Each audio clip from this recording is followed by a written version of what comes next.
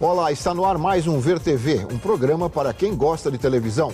Nós discutimos aqui toda semana o papel da TV na sociedade brasileira e você é sempre o nosso convidado. A sociedade brasileira tem altos índices de violência, isso ninguém discute.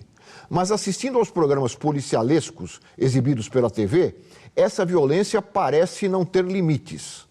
A notícia transforma-se em espetáculo mórbido, desrespeitando valores éticos, direitos humanos e várias normas legais. Esse é o tema em debate no Ver TV de hoje, que tem como convidados Suzana Varjão, gerente do Núcleo de Qualificação de Mídia da ANDI, Comunicação e Direitos. Pedro Caribé, pesquisador da Universidade de Brasília e coordenador da Rede de Mídia Livre Bahia 1798. E Ana Cláudia Mielke, jornalista, integrante da coordenação do Intervozes, Coletivo Brasil de Comunicação Social. Muito obrigado aos três por terem aceito o convite para conversarmos sobre essa programação que ganha cada vez mais espaço nas nossas televisões, com consequências que eu considero bastante sérias para a sociedade brasileira. Mas antes de começarmos aqui a nossa conversa, vamos conhecer mais algumas informações sobre esse tema. Vamos ver. Com 64 mil homicídios registrados em 2012, de acordo com a Organização Mundial da Saúde, o Brasil é o país com o maior número absoluto de homicídios do mundo. Em termos proporcionais, é o 11º do ranking mundial. Ei, rapaz, esse carro aí é BO? É BO esse carro? Não. Não é BO? Vocês deram fuga por quê, então? Por que vocês deram fuga, então, filho? Tem entorpecente. É? Tem entorpecente aí? Não. Esse cenário é um prato cheio para os programas de jornalismo policial, como o Brasil Urgente da Bandeirantes e o Cidade Alerta da Record. Eles conseguem grande audiência explorando o drama das vítimas, humilhando suspeitos e propondo soluções rasas para o problema. Faz a pergunta aí, esse cara merece viver? Você acha que esse cara merece viver? Um bandido desse merece pena de morte? Por serem considerados jornalísticos, estes programas podem ser exibidos em qualquer faixa horária. Por isso, não é incomum vermos flagrantes de violência e cadáveres estirados no chão em plena manhã, no horário do almoço ou no final da tarde. A prática do merchandising e o sensacionalismo deixam claro que esses programas são muito mais focados em entreter do que informar. Outro ingrediente cada vez mais comum é um certo tipo de humor. Ajuda nós, direitos humanos! Ajuda nós! As árvores somos nós, né? As árvores. Árvores. Hoje eu me superei, né? Bota a música. Vai sambar? Vai. Dá uma sambadinha aí, eu vou, né? Deixa o Mota sozinho, Filipão. Põe um pagodinho. Deixa ele sozinho, Filipão. Deixa o Motinho dançando aí, ó. Até jornalistas considerados sérios, como Marcelo Rezende e Percival de Souza, entraram na dança. A camisa é de uma cor e a calça de... Aquilo, como é o nome daquilo? Lantejoulas. Lantejoulas. Como chama? Lantejoulas. Como é que é? Lantejoulas. Também entende disso? Eu entendo de indumentária. É? E você gostou mais de lá ou daqui? Falei garanti pro Geraldo hoje. Eu e Marcelo Rezende sempre juntos. Além da falta de seriedade nos programas, um estudo da ANDI, a Agência de Notícias dos Direitos da Infância, monitorou 20 programas policiais de televisão de todo o Brasil e apontou algo ainda mais grave, a violação de direitos. Foram identificadas 9 categorias de infrações à legislação, aos instrumentos de autorregulação e a outros parâmetros, como códigos de ética. Entre elas, o discurso de ódio e preconceito. Seja muçulmano, seja judeu, seja católico, qualquer religião, entendeu? De que quem acredita em Deus, continue comigo. Quem não acredita, não precisa nem votar, não. Não precisa de ateu, eu não quero assistir do meu programa. Ah, mas você não é democrático. Nessa questão eu não sou, não. Porque o sujeito que é ateu, na minha modesta opinião, não tem limites. É por isso que a gente tem esses crimes aí. E o desrespeito à presunção da inocência. Levanta a cabeça, Alfredão! Levanta. Ô, policial, levanta a cabeça do Alfredão.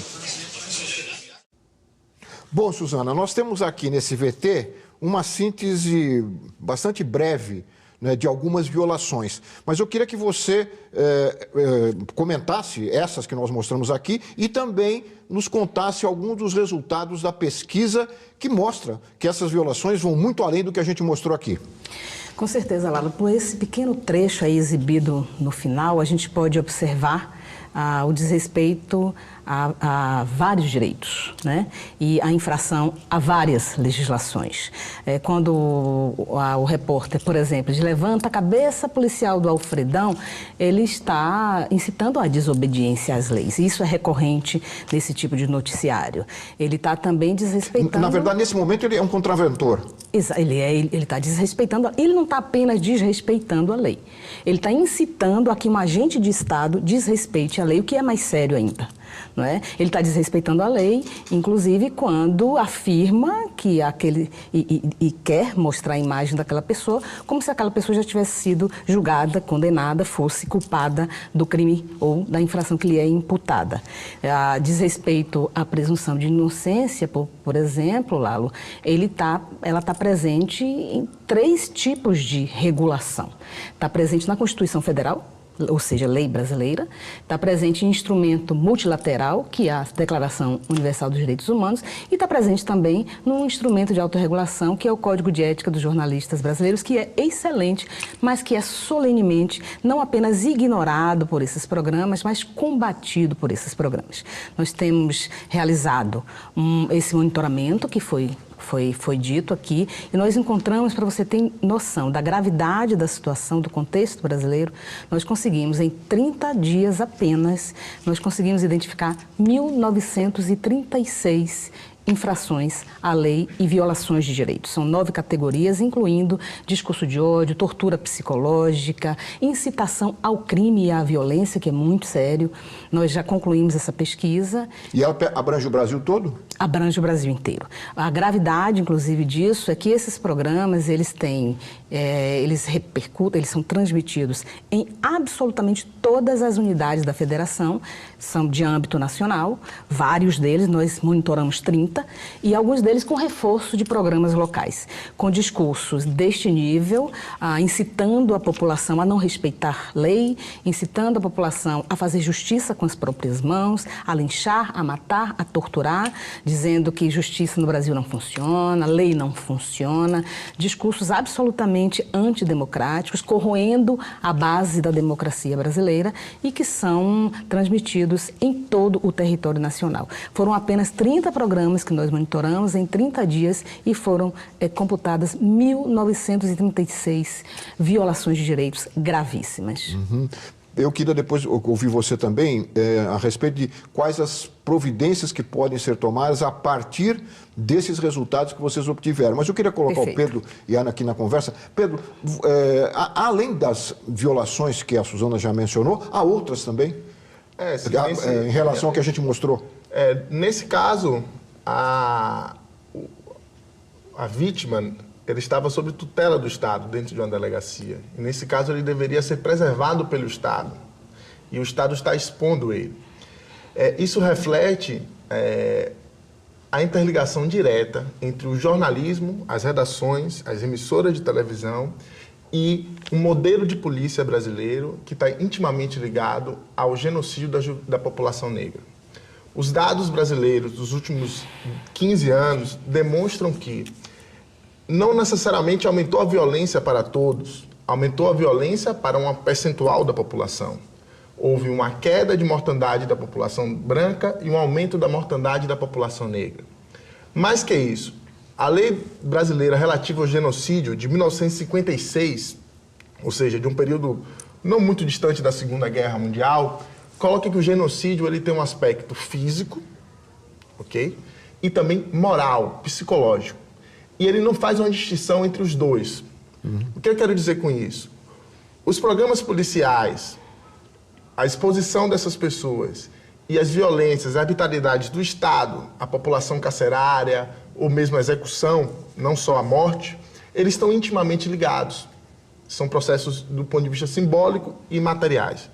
E esse tipo de observação, esse tipo de atenção aos programas jornalísticos foi um processo que a gente teve de forma pioneira no estado da Bahia. A gente monitorou isso, Suzana e Ana acompanharam isso, porque há uma tradição do jornalismo policial baiano, em outros lugares do país também tem, mas em um período a Bahia se tornou um celeiro desse tipo de programa. Tinha 3 ao mesmo tempo concorrendo? Acontecendo em 3 emissoras acontecendo ao mesmo tempo.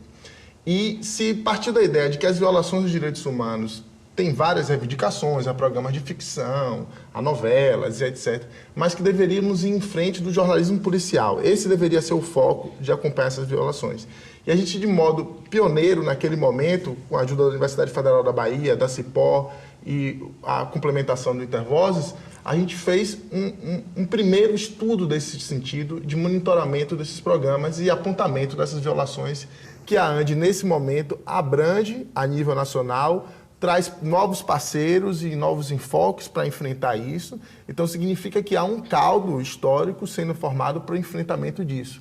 E esse caldo histórico precisa cada vez mais se articular com o combate ao genocídio da população negra, porque questões penais estão intimamente ligadas a esse tipo de jornalismo, que os jornalistas cometem crimes como os policiais têm cometido também. Você tocou numa questão interessante, que é essa relação do Estado, que é da polícia com o jornalismo. Mas eu queria depois que você talvez pudesse aprofundar, eu queria ver a Ana também. O Intervozes tem um trabalho há muito tempo, né, em relação a isso, em relação à democratização da comunicação, mas tem também um foco, né, Ana, nessa questão do jornalismo policialesco. Sim, nós temos participado aí, como o Pedro falou, né, a gente participou dessa pesquisa feita na Bahia, também fizemos agora parte dessa pesquisa realizada, encabeçada pela ANDI recentemente. Eu acho que uma questão que está colocada aí, que a gente precisa talvez discutir também, é a questão do próprio jornalismo, né? Porque a Constituição Federal, ela diz que o jornalismo, em hipótese alguma, pode ser alvo de nenhum tipo de restrição. Só que eu sou jornalista, né, e aprendi desde o início da minha carreira, da minha formação como jornalista, que o jornalismo ele segue algumas diretrizes, né, o que a gente chama de deontologia jornalística, né, e vários autores, né, vários teóricos já abordaram, né, o que seria aí um trabalho jornalístico. E cabe a gente pensar hoje, né, se esses programas de fato, né, aquele rapaz dançando e fazendo piada em cima de um corpo que ele acabou de exibir, se esses programas de fato, eles podem ser classificados como jornalísticos, né? Na minha opinião, eu acho que a gente teria que pensar, inclusive, numa reclassificação desse tipo de programa, para que ele pudesse, então, ser regulado, né, do ponto de vista da sua programação, do conteúdo que ele exibe, de uma outra forma, da mesma forma que os programas de entretenimento, as novelas, os programas de humor, e não como um programa de jornalismo, né, porque, na verdade, eles não respeitam ali os direitos de fonte, a preservação da fonte, eles não ouvem, né, os diversos atores envolvidos no fato, né? Não há credibilidade na informação que eles estão trazendo, porque muitas vezes a informação é trazida por alguém que, né, eles não sabem exatamente como divulgar essa informação. Então, acho que a gente teria que pensar em modos de reclassificar. Né, e acho que o Ministério da Justiça hoje deveria, né, puxar esse debate, né, sim, já certeza. Que é o órgão responsável no Brasil, por exemplo, pela classificação indicativa, né, e pelas classificações etárias de todos os produtos, né, do cinema, né, dos programas de TV. Então, acho que teria que abrir um debate para que a gente pudesse, então... Com o campo jornalístico, com o campo jornalístico, recriar... O campo jornalístico, ele está sendo, inclusive, ele está pagando, talvez, uma grande parte de uma conta que não é dele. Que o que ocorre com esses programas, como a Ana bem colocou aqui, bastante tecnicamente, é que eles agem em nome do jornalismo, sendo, portanto, protegidos pelas regras que protegem o livre exercício do jornalismo, mas eles não respeitam. Eu diria que ali o jornalismo é um álibi. É um Exatamente. álibi. E inclusive, eles são... Os parâmetros jornalísticos, eles não são apenas desrespeitados, como são publicamente combatidos por por exemplo, um trecho do Marcelo Rezende. Eu digo todos os dias hoje aos repórteres daqui do programa que não deve chamar adolescente conflito com a lei, deve dizer bandido mesmo. É problema lá da lei, que a lei não presta mesmo. Aqui o jornalista tem que dizer que adolescente conflito com a lei é bandido mesmo. Ou seja, eles combatem, há jornalistas, há profissionais que tentam, inclusive dentro desses próprios formatos de programa, tentam seguir as regras do jornalismo, mas que são combatidos publicamente pelos astros desses programas. Uhum. Fala, Pedro.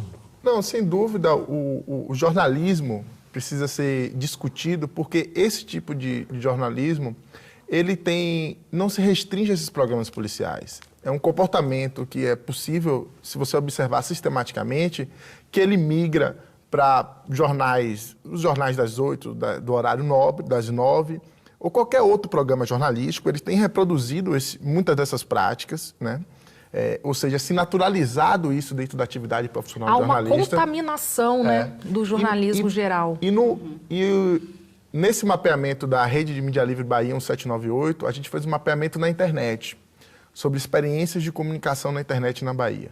E o que a gente tem observado é que toda cidade do interior tem ou um repórter, ou um site, repórter entre aspas, né? E aí eu não falo pela formação profissional, é pelo questionamento do exercício do jornalismo, não é do diploma, que tem como sua atividade o chamado porta de cadeia. Ele é um reprodutor de boletins de ocorrências de policiais, né? Isso dá uma grande audiência nessas cidades na internet e exibe foto dessas pessoas, exibe corpos na internet. Quer dizer que Então isso se expandiu, essa cultura... O modelo migrou para a internet. Não é que migrou, se ampliou. Se ampliou. Ele vem da rádio, na verdade, né? Vem do rádio, claro. Inicialmente a rádio é os primeiros espaços. A Rádio Sociedade na Bahia, aqui em São Paulo também tinha... O Gil Gomes veio da rádio, do Aqui Agora. Quer dizer, é um modelo que a rádio é muito comum e que a televisão foi incorporando e intensificando. E agora ele, na verdade, ela capitaneia esse processo e o rádio está num retrocesso, né? O rádio está seguindo. Exatamente. Olha, eu vou ter que fazer um breve intervalo. O Ver TV volta já conversando aqui com os nossos convidados sobre os programas policialescos na televisão. Nós voltamos já.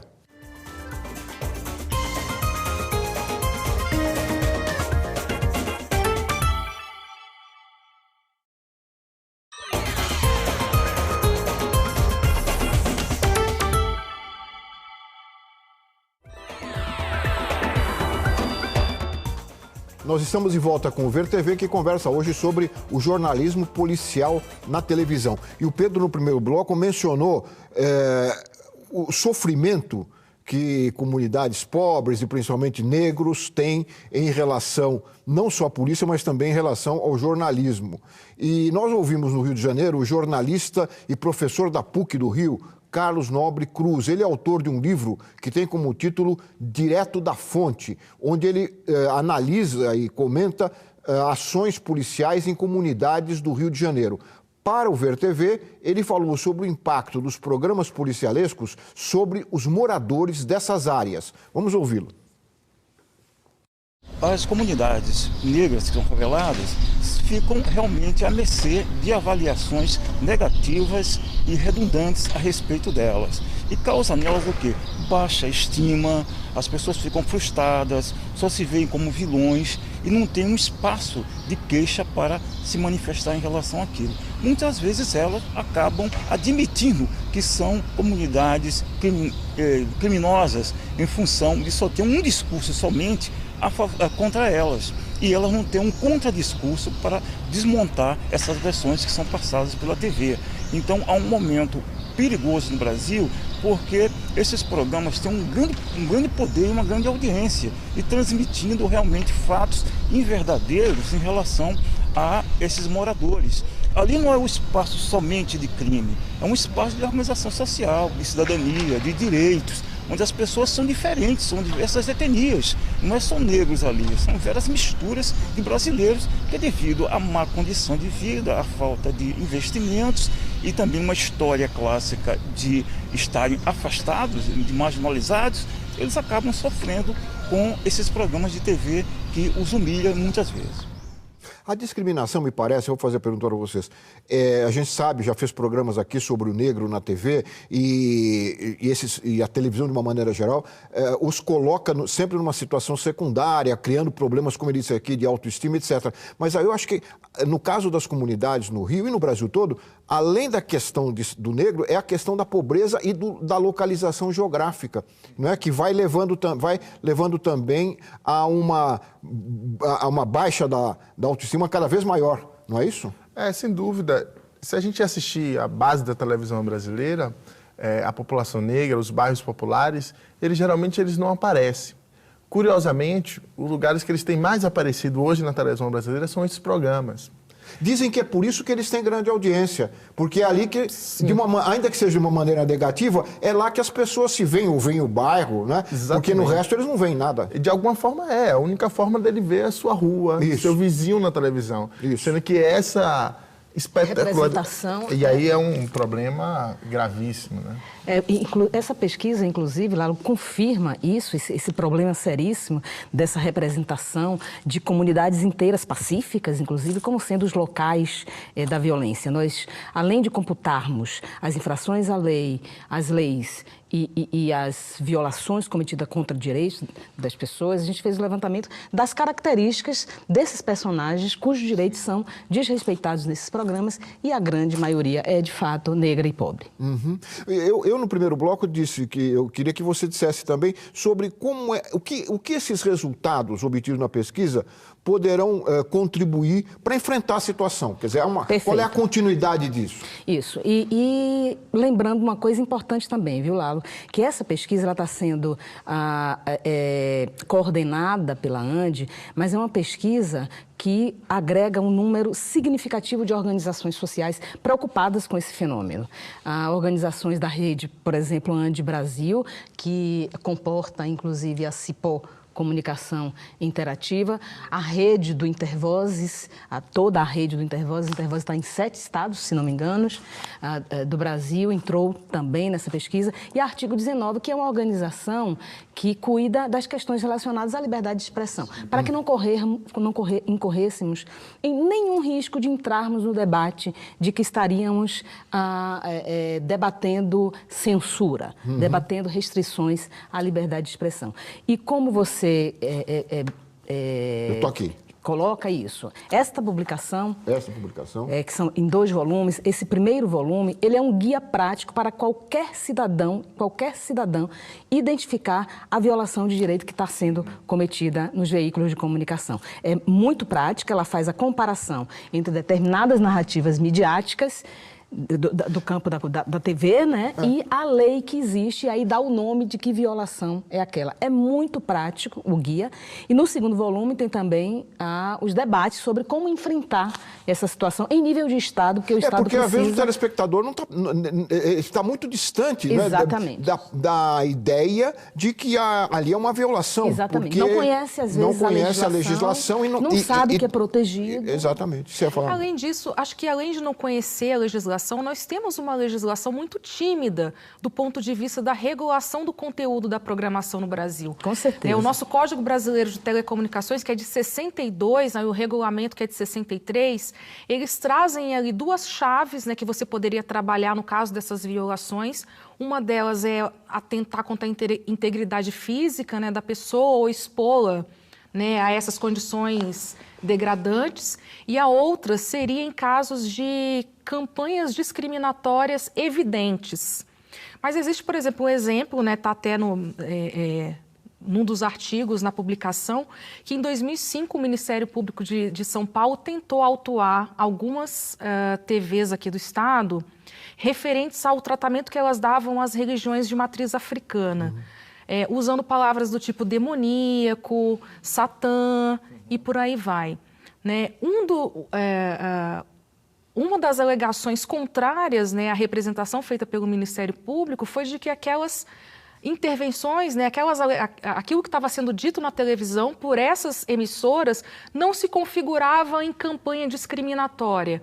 Ora, se eu entro na televisão, na casa das pessoas, cotidianamente, dizendo para elas que uma religião é demoníaca, é satânica, é é do mal, isso não se compõe uma campanha discriminatória? Eu, enquanto, né, possível praticante de uma religião de matriz africana, seria alguém vítima de uma campanha discriminatória. Eu entendo isso como uma campanha discriminatória. Você me relatou antes do programa uma tentativa que vocês fizeram, Intervozes, em relação a um programa junto ao Ministério das Comunicações, e a resposta não foi das melhores. Exatamente. Um caso recente, né, que a gente encaminhou, que foi exatamente nos 2 programas citados no início, né, aqui do programa, que é o programa Cidade Alerta e Brasil Urgente. Aconteceu esse ano, em junho, quando um policial, né, executou ao vivo um suspeito de praticar um crime.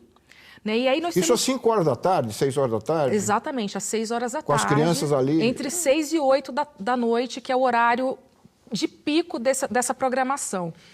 E ali, além de ter o problema da exibição do ao vivo, né, porque a pessoa que está em casa, ela não foi sequer avisada que ela ia entrar em contato com cenas que poderiam abalá-la psicologicamente. Inclusive crianças e adolescentes. Isso em qualquer televisão do mundo, quando se vai exibir alguma cena um pouco mais forte, há um aviso antes, Exatamente. Né? Não houve esse aviso nem no Cidade Alerta e nem no programa Brasil Urgente, e com um agravante. No programa Cidade Alerta, que é apresentado pelo jornalista Marcelo Rezende, ele ainda faz uma incitação ao crime quando diz ao vivo: mata, atira que é bandido. Né? Então, ali há uma clara incitação de uma ação de violência, né? De uma ação, né, transgressora aí da presunção de inocência, do direito ao contraditório, né, daquela pessoa que foi ali executada. Que limiar de violência nós estamos, né, de tolerância à violência nós estamos construindo no país, né? O que é que isso vai repercutir em termos de construção de mentalidade, de modo de resolução de conflitos? Nós temos notado nos últimos meses, talvez um ano, que o nível de ódio na sociedade cresceu bastante. Será que há uma relação com esses programas, Pedro? Olha, nós acreditamos que sim. Desculpa. Não, de forma nenhuma. Pedro, não Suzana tem um trabalho, uma publicação, eu quero pôr o Pedro na conversa. Um livro importante falando sobre as violências. Então, é uma pesquisadora que tem uma noção muito grande sobre essas construções da violência na sociedade. Eu não tenho dúvida de que no Brasil, na sociedade hoje, mais do que eu estar preocupado com o governo que pode sair, renunciar ou não, um sistema político que tem problemas, que está entrelaçado, acho que o grande problema do país hoje é o que se chama a cultura do ódio e quanto ela tem se institucionalizado, né? Cultuar o ódio, querer o fim do outro, fazer o que o arrastão dos meninos da Zona Sul do Rio fizeram com a população negra que estava indo na praia, que é algo tão comum, histórico do Rio de Janeiro. E as praias sempre foram locais de conflito, mas também de convivência entre vários tipos de segmentos da sociedade. Esse tipo de cultura do ódio, esses programas policialescos, eles há algum tempo, né? A gente tem acompanhado isso há quase 10 anos, esse tipo de programa, né? As redações, Suzana acompanhou isso anteriormente nos jornais impressos, como foi esse processo das atividades jornalísticas. A gente tem alertado há algum tempo e as pessoas têm passado vistas grossas sobre esses problemas. E hoje, quando a gente vê esse tipo de jornalismo policial articulado com um discurso de ódio mais amplo na sociedade, de forma mais intensa, aí a gente vê que buraco a gente se meteu. E é um buraco País, hoje, que é um jornal respeitado fora do Brasil, deu recentemente uma informação de que no Brasil há um linchamento por dia, né? Além disso, nós tivemos recentemente, no debate da redução da maioridade penal, Datafolha dando que 87% da população era a favor dessa redução. Aí você vai conversar com alguém que assiste muito esse tipo de programa e você fala, mas por que você é a favor da redução da maioridade penal? Primeira coisa que ela te responde é, você não vê esses meninos, o que eles estão fazendo? Eu vejo todo dia na TV. Exatamente. Então, claro que a campanha nesses programas, ela foi este fenômeno e a pseudo-solução. Não são só os policiais. Mas o que ocorre com eles é que é direta a campanha. Eles foram estandarte dessa campanha. Eles praticamente caçam, entre aspas, em ocorrências violentas, aspas, menor. Tem ali, não tem não, cadê o menor? Cadê o menor? Não tem que ter um menor. É quase isso. Aí os grandes jornais passaram a reproduzir, durante as discussões mais tênues sobre a redução da maioridade. Eles pegavam o mesmo tipo de reportagem dos programas policialescos com menores e reproduziam isso, né, no grande jornal para responsabilizá-los por alguma atividade. Então, assim, é um tipo de prática, um buraco que hoje essas iniciativas de combate, de articulação com o Ministério Público são muito bem-vindas. A gente precisa, na Bahia, sem dúvida, a articulação da sociedade foi fundamental para atenuar um pouco, teve algumas punições. Um dos programas saiu do ar, pode ter sido por modelo econômico saturado, porque é um tipo de jornalismo economicamente barato de se fazer, né? Muito barato. Muitos dos profissionais são recém-ingressos, eles aceitam qualquer coisa para aparecer na televisão e para participar desses programas, mas, por outro lado, também é fonte de pressão também. Algum tipo de pressão há sobre esse tipo de prática e essas pressões precisam ser perpetuadas, né? Precisam ser ampliadas esse tipo de atuação. Como nós não temos um órgão regulador, depois eu vou querer que a Ana fale sobre isso, resta o Ministério Público. Quer dizer, a grande instituição hoje no Brasil que pode, de alguma forma, discutir e dar encaminhamento a esse tipo de problema é o Ministério Público. Olha, uma outra questão que eu queria colocar aqui é como é que a imprensa, aí na imprensa de uma maneira geral, acompanha esses fatos policiais mais graves. Nós entrevistamos a jornalista Maria Carolina Trevisan, do coletivo Jornalistas Livres, e ela é coordenadora de projetos da ANDI, não é? Comunicação e Direitos. Ela tem se preocupado com exatamente com isso, com a falta de continuidade das coberturas jornalísticas sobre casos policiais que ganham manchetes e depois rapidamente são esquecidos, ninguém mais sabe o que aconteceu, quais foram os desdobramentos. Vamos ouvir a Maria Carolina Trevisan. Eu acho que falta aos jornalistas ter um pouco mais de conhecimento sobre as questões relacionadas aos direitos humanos, para começar.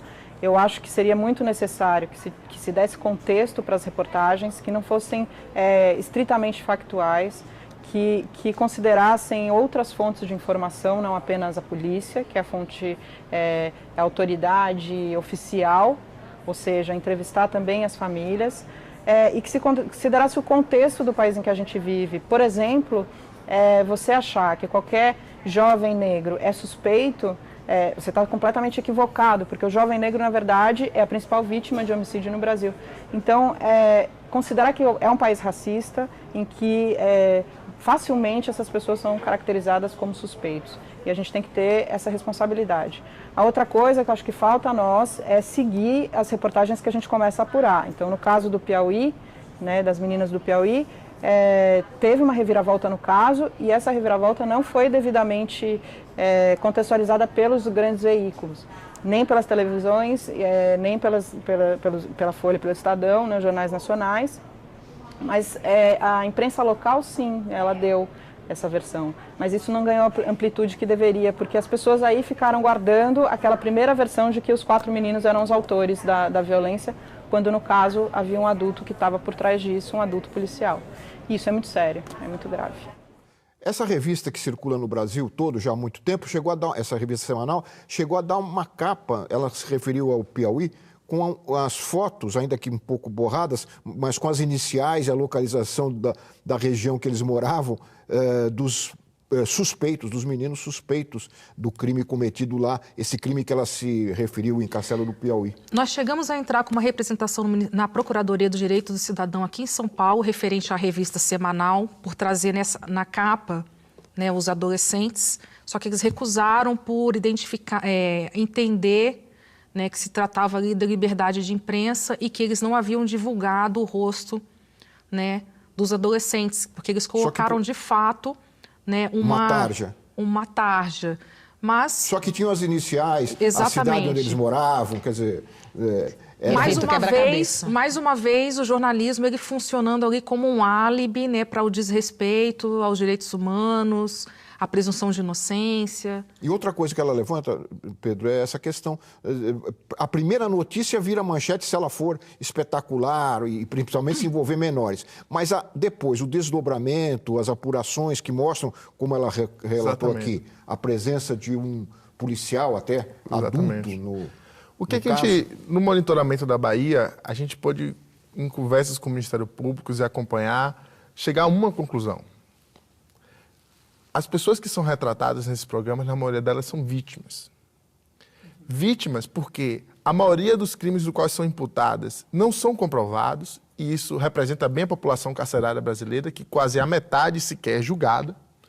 E quando se tem julgamento, a gente sabe que nível de judiciário que a gente tem ligado aos delegados e aos policiais, muitas vezes. Né? Segundo lugar, os policiais envolvidos, que servem de fonte desses programas policialescos, geralmente são a parte pior da polícia, com a folha corrida maior do que eu imaginava. E muitas vezes servindo em sustentação para que apresentadores ou mesmo jornalistas se tornem políticos. Na Bahia, um deles se tornou deputado estadual. O outro, que era um delegado, lá de Piripiri, do subúrbio de Salvador, também, que era uma das principais fontes desse programa, participava exaustivamente, virou deputado também pelo estado da Bahia. No Espírito Santo, o deputado federal mais votado é apresentador de um desses programas. Tem vários conexões, as conexões são muitas. São muito grandes. Né? E o Marcelo Rezende está dizendo que vai se candidatar também, né? Dizem, ele nega. Bom, nós até já fizemos um programa sobre isso, as celebridades que saem da televisão e vão para a política. Pedro, eu vou ter que fazer um rápido intervalo. O Ver TV volta já conversando aqui com os nossos convidados sobre o jornalismo policial na televisão. Voltamos já.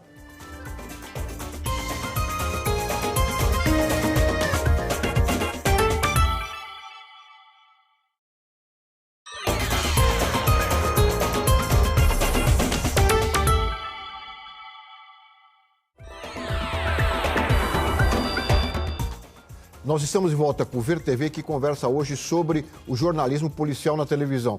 E nós terminamos o bloco anterior falando um pouco sobre a cobertura mais geral do jornalismo, a relação dos jornalistas com a polícia, e o Pedro ia completar, né, um comentário que estava fazendo depois de nós termos ouvido aquele VT com a Carolina. Não, é porque, de fato, existe uma parte da polícia que é a pior possível, que está mais relacionada, mas a legislação brasileira, em casos como auto de resistência, que legitima o assassinato de policiais da população civil, o próprio fato da polícia militar ser tratada com foro militar para lidar com a população civil, enfim, existe uma estrutura penal, policial no Brasil, que é intimamente ligado com esses programas, que legitima a atuação dos jornalistas.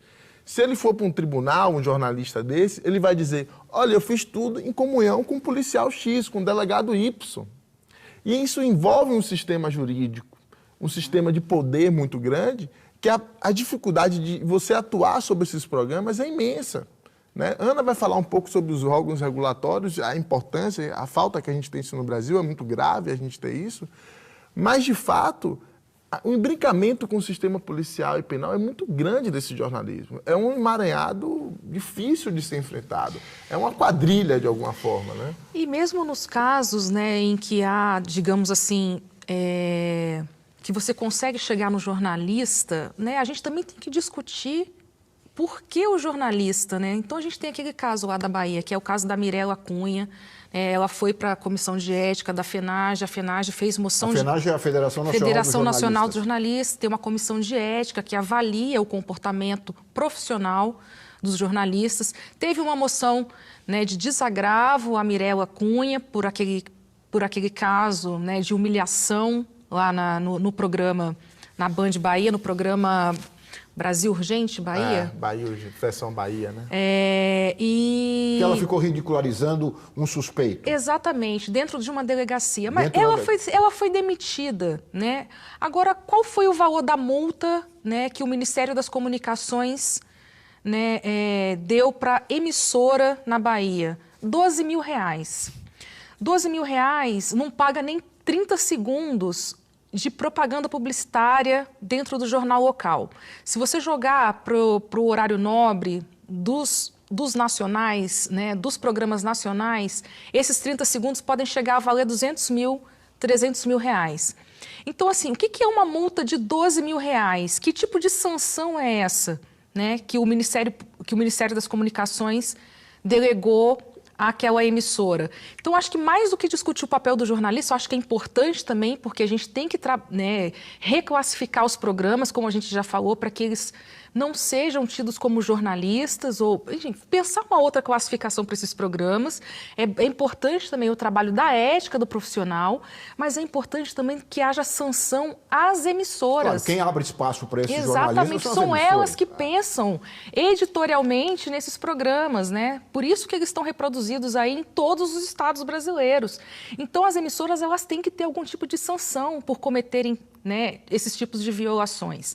E não dá para ser uma sanção, né, uma multa de R$12 mil ou de R$23 mil, como foi o caso também do Ceará, na ocasião do episódio que exibiram 17 minutos de estupro a uma menina de 9 anos. O Ministério das Comunicações também deu uma multa, mais de R$23 mil. Hoje, no Brasil, o teto da multa é de 89 mil. Para vocês terem uma ideia, na França, uma multa por violação de direitos humanos, ela pode variar de 3% a 5% do arrecadado bruto da emissora. Na Inglaterra, também a legislação é essa. Ela é proporcional sempre ao faturamento da empresa. Sempre ao faturamento. Então, são valores altíssimos. Exatamente. E as emissoras tomam muito cuidado. No Brasil, a gente não sabe nem quantas emissoras faturam, né? Nem sabemos quantas emissoras a gente tem. Olha, e outra coisa que eu queria conversar com você é assim, que qualquer crítica que se faça a esses abusos que a gente tem visto aqui praticados pelos programas policialescos, é logo taxado, você falou das emissoras, é logo taxado pelas emissoras de TV como tentativa de censura. Nós ouvimos a jornalista e pesquisadora Bia Barbosa, que coordena também o coletivo Intervozes. Ela, na reportagem, ela discorda e lembra que a liberdade de expressão não pode ser considerado um valor absoluto. Há outros valores e há outros direitos que devem ser cotejados com a liberdade de expressão. Vamos ouvir a Bia Barbosa. A gente tem uma lógica aqui no Brasil de entender a liberdade de expressão e a liberdade de imprensa como um valor absoluto. E acho que esse é o primeiro ponto que a gente precisa questionar quando a gente vai discutir um conteúdo como esse na televisão brasileira. Em nenhum lugar, nem na nossa Constituição, nem nos tratados internacionais que o Brasil ratificou, nem nos padrões internacionais de direitos humanos, nem na Declaração Universal dos Direitos Humanos, a liberdade de expressão é um valor absoluto que está acima de outros. Ela precisa estar em equilíbrio com outros valores, assim como, por exemplo, os direitos das crianças e adolescentes, assim como a presunção da inocência, assim como o direito de você não ser humilhado e exposto numa televisão, assim como o direito de você não ser condenado previamente por uma programação televisiva. Todos esses direitos precisam estar em pleno equilíbrio. Só que aqui no Brasil a gente tem uma cultura de que qualquer punição que seja feita à imprensa ou aos meios de comunicação é taxada rapidamente de censura, né? E é ao contrário do que acontece em países de democracia mais antiga e mais consolidada que a nossa, em que está muito claro que a liberdade de expressão e que quem explora a radiodifusão e os serviços de comunicação em massa dos países tem que respeitar alguns direitos. Há limites para isso, né? A gente entende que esse tipo de conteúdo que vem sendo veiculado nos programas policialescos, ele representa um abuso do exercício da exploração do serviço de radiodifusão no Brasil e que, portanto, precisa ser punido a posteriori. Mas com essa ideia que vigora no Brasil de que a liberdade de imprensa e a liberdade de expressão são valores inquestionáveis e sobre os quais não pode haver nenhum limite, por trás disso, essas emissoras têm se aproveitado para colocar esse tipo de conteúdo no ar com um impacto muito grande para a sociedade brasileira. Ela se referiu às sociedades, democracias mais consolidadas, antigas, mas aqui na América Latina, democracias de idade mais ou menos semelhante à brasileira já avançaram muito. Muito. A Argentina, Uruguai, Argentina com a lei de meios, né, recente, né, também garante, por exemplo, uma punição no valor de 10% do arrecadado com publicidade no último mês anterior à violação. Então, é sempre algo a posteriori, né? Então, é bom esclarecer isso para que a gente não seja, de novo, né, criticado por estar trazendo a censura de volta, né, para os meios de comunicação. A ideia é que elas sejam punidas a posteriori, né? Caso violem alguma legislação. Caso violem a legislação caso violem algum direito humano. Então, na Argentina, por exemplo, a lei de meios garantiu 10%, né, de multa em casos de violações. E esse 10% é relativo ao arrecadado com publicidade no mês anterior à violação. E há outros casos pelo mundo. Você citou, por exemplo, o Reino Unido, né? O Reino Unido também tem uma legislação bem robusta em relação a isso, né? A França, que eu já havia citado, pode chegar de 3% a 5% do arrecadado, né, pela emissora, a multa. A Alemanha também tem um órgão regulador independente. Aliás, a maioria desses países, eles construíram ao longo, né, desse processo de discussão do direito à comunicação, órgãos reguladores independentes, né, que é algo também que a gente precisa questionar no Brasil. Não dá para o Ministério das Comunicações, que é um órgão político vinculado ao governo, ter o papel de regular a programação e conteúdo das emissoras. A gente precisaria de um órgão autônomo, né, que pudesse reunir aí a sociedade civil, né, especialistas na temática, interessados do ponto de vista da economia também, né, porque as empresas teriam assento também nesse órgão, que pudesse então dar conta de fazer a regulação da programação e do conteúdo. E a nossa Constituição Federal, ela já prevê isso. No artigo 220, ela diz que o Estado brasileiro tem que criar um mecanismo em que a sociedade consiga se defender dos abusos cometidos nas concessões de rádio e TV. Mas a gente não tem esse organismo. No caso da Argentina, o Estado está presente, não é só... o órgão regulador é a autoridade do Estado. Né? A associação AFSCA, né? AFSCA. Exatamente. É a autoridade reguladora do audiovisual. Exatamente. Mas, por exemplo, na França, no Reino Unido, na Alemanha, eles são órgãos independentes, são autarquias independentes do Estado, né? Que a gente acha que seria o modelo mais adequado hoje para ser instituído no Brasil. Mas é difícil isso, né? Aqui no Brasil. Muito difícil, né? O que a gente chama de poder político dessas emissoras, desses programas, eles estão muito emaranhados no sistema político brasileiro hoje, né? Suzana, eu não queria terminar o programa sem que você informasse o telespectador como é que ele pode ter acesso àqueles documentos, aquele material que a ANDI está divulgando para o monitoramento desses programas de televisão. Porque eu acho que o cidadão também tem às vezes, vontade de se manifestar, e como não há o órgão regulador, ele não sabe para quem fazer.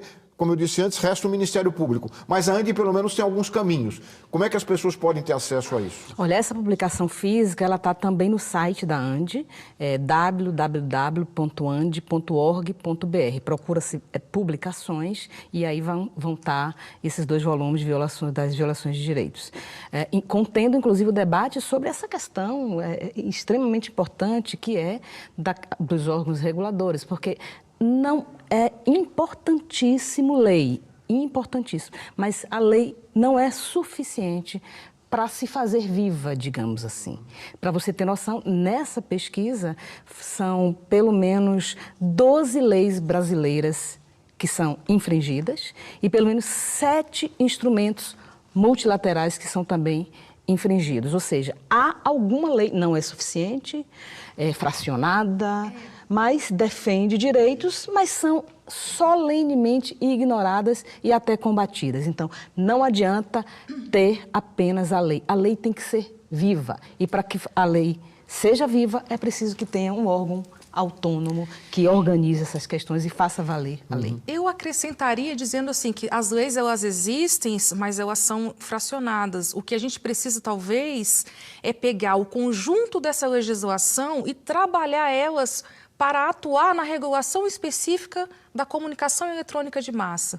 É o que a gente não tem hoje no Brasil, uma lei que regule especificamente a comunicação eletrônica de massa. Que é bom deixar claro, porque às vezes também há uma confusão, falando da questão de ser taxado de censura, que a comunicação eletrônica, o rádio e a televisão, particularmente, são concessões públicas. Exatamente. É diferente do jornal impresso. Exatamente. Por exemplo, na Argentina, eles têm que prestar contas. A lei de meios não tem nada a ver com o jornal impresso. Ela é lei do audiovisual. É isso que você está falando. Exatamente. Eles têm que prestar contas à sociedade do que eles estão fazendo com aquela concessão que nós demos a eles, né? Porque nós é que somos donos do espectro, né, radioelétrico que eles estão utilizando para poder emitir os sinais que chegam à casa das pessoas. Mas o que eu queria dizer é que, então, assim, por exemplo, crimes de racismo, é possível qualificá-los nos programas de TV? É possível. Nós temos o Estatuto da Igualdade Racial, nós temos a Lei de Combate ao Racismo, nós temos a Lei do Genocídio. Crimes contra crianças e adolescentes, tem o Estatuto da Criança e do Adolescente. Só que é isso, eles estão em leis do âmbito do Código, do âmbito civil ou do âmbito penal. O que a gente precisaria era ter uma lei específica que tratasse desses assuntos dentro dos meios de comunicação. Marco regulatório coerente. Um marco regulatório, né, que pudesse reunir tudo isso, inclusive a questão do direito de resposta que a gente perdeu em 2009, quando caiu, né, quando o Supremo julgou inconstitucional a lei de imprensa, nós perdemos também o direito de resposta. Então, tudo isso poderia estar sintetizado, né, do ponto de vista da regulação da comunicação num marco regulatório específico da comunicação. Eu queria perguntar para o Pedro uma coisa que passou rapidamente. Você falou no meio do programa que houve alguns avanços até da sociedade em relação a esses programas. Alguns programas tiveram que recuar. Você acha que essa pressão da sociedade pode, de alguma forma, da sociedade organizada, né, dos organismos da sociedade que tratam da questão da comunicação, você acha que pode influir numa melhoria em relação a esse tipo de programa? Sem dúvida, há um processo de atuação, de mobilização, que deu em alguns momentos e dá em alguns momentos alguns resultados. Mas esses resultados, eles não são estáveis, seja por ausência de um sistema regulatório, jurídico, né? Seja porque esses próprios programas, eles retroalimentam suas práticas. Em um momento, ele coloca a tarja no adolescente durante um mês. No outro mês, ele já não coloca. Ele coloca a tarja, mas ele vem acompanhado de outras práticas que identificam e criminalizam um adolescente. Ou seja, o que eu quero dizer com isso? Ainda há uma dificuldade de mensurar se há um processo de qualificação desses programas, né? Eu tendo a achar que não, em termos de qualidade. Alguns programas de televisão podem até sair por economia, por algumas intervenções, porém, a prática deles está, de alguma forma, se proliferando, inclusive como a internet, em outros programas jornalísticos. Quer dizer, é um momento pouco esperançoso nesse sentido. Eu queria não perder também a oportunidade de saber, esses resultados da pesquisa, que é o mote aqui do nosso programa, da pesquisa da ANDI, eles podem ter algum efeito prático na área do Ministério Público? Eu sei que você levou esses dados para um evento do Ministério Público. Você acha que o Ministério Público pode encampar esses dados, ou mesmo o Ministério das Comunicações se sensibilizar para esses... O que vocês esperam praticamente dessa pesquisa? Essa é a expectativa, Lelo, de todas as organizações que participaram desse trabalho, e inclusive com acompanhamento direto do Ministério Público. Há um desejo de que haja, no mínimo, um ajustamento de conduta desses programas, né? Agora... Porque o Ministério Público, se ele é acionado por alguém que diz, olha, fulano está descumprindo a lei, ele tem que agir. Com certeza. Ele é o defensor da Constituição. Então, e vocês estão fazendo isso? Mostrando, olha, a lei está sendo infringida. E são 1.936 desrespeito à Constituição Federal em apenas um mês. E a gente está entregando também, Lalo, todas as gravações de todas as violações dos programas que violaram esses direitos ao Ministério Público. É claro que a gente espera que haja, e que haja também uma abertura de diálogo com o judiciário também, e com o nosso campo, com o campo da comunicação em geral, especificamente do jornalismo, que, reitero, está em grande medida pagando uma conta que não é sua. Muito bem. Eu espero que vocês tenham sucesso. Suzana, Pedro, Ana, muito obrigado pela participação no programa, pela contribuição que vocês trouxeram, corajosa, em relação a um problema que vai cada vez se cristalizando mais aí na televisão brasileira. E eu quero agradecer a você também que nos acompanhou em mais um Ver TV, lembrando que todos podem entrar em contato com o programa pelas redes sociais, pelo Twitter, pelo Facebook ou pelo nosso endereço eletrônico vertv@ebc.com.br. E você também pode assistir a todas essas entrevistas que nós mostramos aqui, alguns trechos, elas estão na íntegra no site do programa na internet. Até a semana que vem com mais um Ver TV, um programa para quem gosta de televisão. Até lá!